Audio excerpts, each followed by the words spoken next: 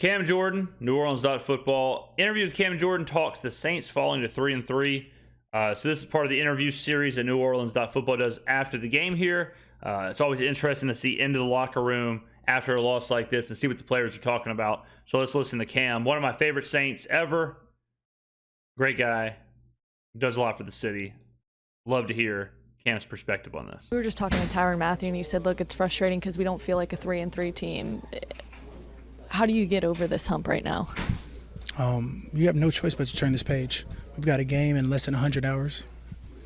Don't even have time for a 24-hour rule. At this point, I'm sure that first half of the film is not what we wanted. So the first half, the defense didn't play great. First half, defense kind of was getting lit up a little bit by Houston, both on the ground and in the air. Second half, they were absolutely dominating. They were absolutely elite. They shut Houston down. Houston had 3 points in the second half.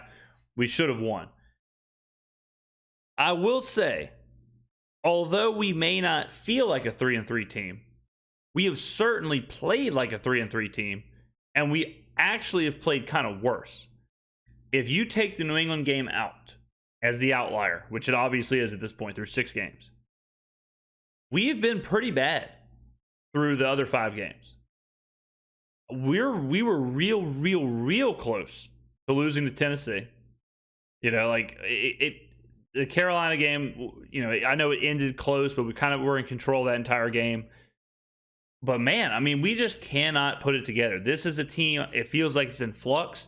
It feels like the team is just kind of, they can't get right. It seems like nothing can fall for this team. It seems like nothing can kind of come easy for this team. They are in a bit of a funk.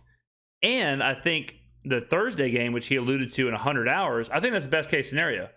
Don't give yourself time to dwell on this. Don't give yourself time to beat yourself up about this. Get right back into it. You're at home. You're against Jacksonville. Devil's advocate, if things go poorly in that game, I think you'll see a I don't want to say a collapse, but I think you'll see kind of a crushed dreams kind of situation. I think you'll see the locker room really start to take a lot of pressure on. If Jacksonville goes up 17-0 or something quick, I think that'll be a lot for the players. So on one hand, it can be a get right game. You can get that game. You can get back at home. You can forget about the Houston game, get back on the field. You're chomping at the bit, you know, get after it. But it can compound if things go negatively quick in that game. And at the same time, there are still some positives. You have an early interception. You got to keep that. Got to be able to put our team in a better position to excel.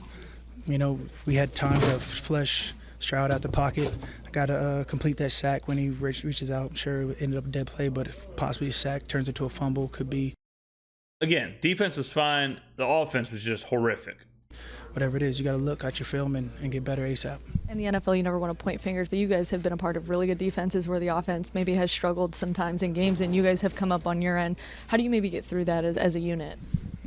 When we come up on our end, they don't put points up on the board, so we have to look at ourselves first. If we were good in the second half, we let up 90 yards on the ground in the first half, and it's a direct reflection on us as a D-line. When I'm looking at our interior, our exterior, there was times where balls bounced outside. That can't happen, especially not with our edges as athletic as they are. You talk about, you know, they were able to cut up the inside, and once Bink got motivated, inspired the other guys, they elevated their play. What they have, 30 yards on the ground in the second half. Yeah, man. Like I said, the second half they were absolutely elite. But man, like this offense, at some point you got to help the defense out. We cannot keep losing games. Well, we have. Like, I mean, it's already happened. But we can't keep losing games where the defense holds the team to under 21 points. It's crazy that we're you know, we lose Green Bay, gets held to 18 at home, or you know, Green Bay at home, lose 18 points, boom, we lose that game. Tennessee, we win, but we still barely scraped by, and they held Tennessee to 17 or 16 points or whatever it was. Tampa Bay was its own thing. And then this game, you go to Houston, you hold them under 21, and you only allow 3 points in the second half, and we lose by a touchdown. I mean, it's just the offense. I know Cam Jordan is not the kind of guy to say the offense has to be better, but I will happily say it. The offense has to be better. The offense has been atrocious. It is unexplainable. Besides the coaches, it's unexplainable how the offense is this bad. And I know I keep hammering this Pete Carmichael drum, and I keep hammering this Dennis Allen drum. Unless they are worse than I think, which is, hard to even imagine. But they have to be worse than I could ever imagine for the offense to still be this bad with the playmakers that we have. If you look at some of these other offenses, you can say, okay, I can see how the offense is bad. But it's hard to look at Michael Thomas, Alvin Kamara, Chris Olave, Derek Carr. You look at this offense and you say, man, this offense is the worst offense in the NFL. This offense scores 1 touchdown a game. If you score more than 17 points, you will beat this team. I don't understand it. You would think they could have no coaches and just kind of call plays on their own and be successful because of how talented they are. But with coaches, how is it this bad week in and week out? And ladies and gentlemen, we are not in week 3. We are not in week 2. This is not early anymore in the season. We are going into week 7. We are going into the 7th game of the season. Right now, this is who we are. In this chunk of the season, this is who the Saints are. I know early on, whenever, I think I'm in the Carolina game, when I started to say this offense needs to get better, guys. I remember a lot of people in the comments were saying it's early. Give Carr time. Give the offense time to get used to each other. Give everyone time. We are 7 weeks in. Everyone now has had plenty of time. The time and all that stuff, it's over. That's out the window. That we don't have time anymore for the offense to get used to each other or to find a rhythm or find a tempo. Someone has to be better. I don't know who at this point because it's been so long, but I can't keep watching 13, 14, 15, 16, 17 point games. You take New England out. You take the one outlier out. And we're scoring 16 points a game.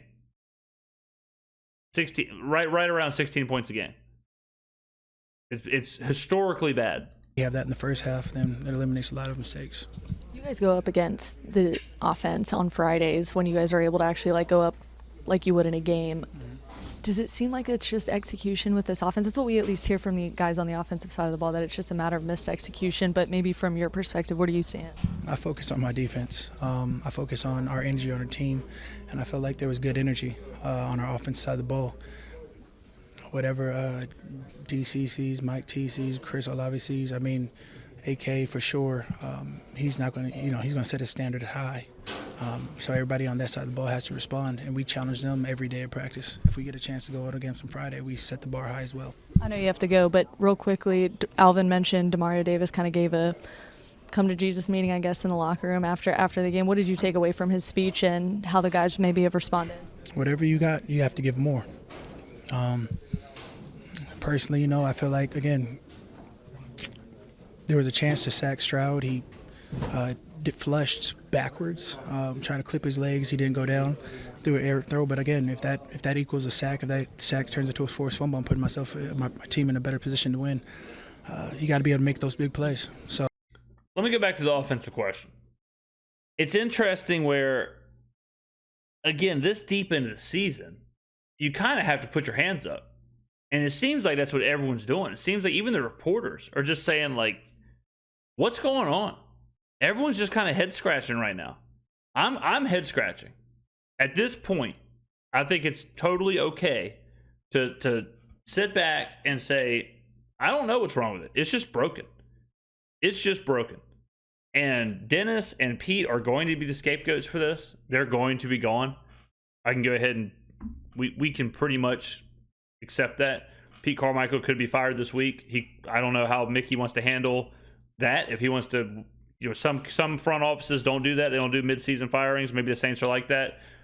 Maybe he'll go the whole season. I don't know, but they won't be back next year unless we have an insane turnaround.